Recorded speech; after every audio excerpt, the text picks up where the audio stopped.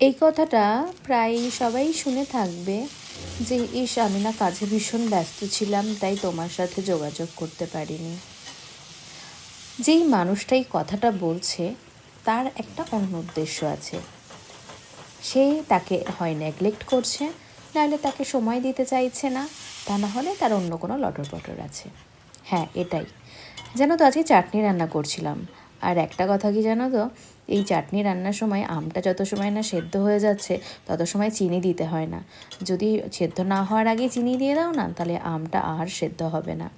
তো যেটা বলছিলাম, সে স্যার খেতে পাচ্ছে, ঘুমাতে পাচ্ছে, বন্ধুদের সাথে আড্ডা মারতে পারছে, কিন্তু তার পার্টনারকে সময় দিতে পারছে না। এর মানে তো আমরা সবাই বুঝতে পারি, বলো? আর যাদের সাথে হয় তারা খুব ভালো করে বুঝতে পারে। আমাকে কিছু বলার নেই।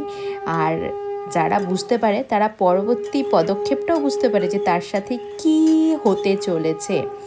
তো যাই হোক, আর পার্টনারের সবসময় মিথ্যা কথা বলা, এটা তো একটা খুবই বাজে ব্যাপার, না? তো দেখো, আমার হয়ে গেছে। আর আমরা না এই আমের চাটনি করার পরে একটা পাতিলেবুর টুকরো নিয়ে ওর উপরে রসটা চিপে দিই। আর সত্যি আমের চাটনিটা দারুণ খেতে হয়। এভাবে একদিন করে খেও, পুরো মনটা ভরে যাবে। তো ভিডিওটা কেমন লাগলো অবশ্যই জানিও। ভালো লাগলে একটি লাইক, কমেন্ট করতে আর শেয়ার করতে ভুলো না কিন্তু।